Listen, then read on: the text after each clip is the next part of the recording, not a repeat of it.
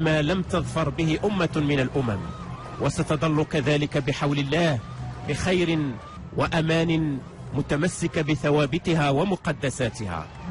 يغادر أمير المؤمنين نصره الله المسجد المحمدي بحي الأحباس بعد أن أدى به صلاة العيد وتقبل التهاني من رؤساء البعثات الدبلوماسية الإسلامية المعتمدة ببلادنا.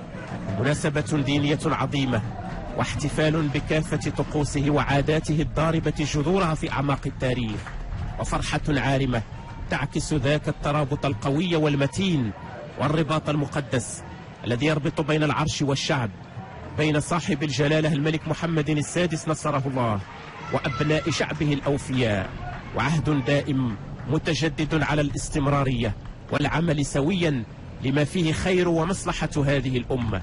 وعيد الفطر المبارك السعيد الذي أشرقت علينا شمسه اليوم بعد شهر من الصيام والقيام والعمل الصالح المبارك هو عيد للخيرات وعيد لصلة الأرحام.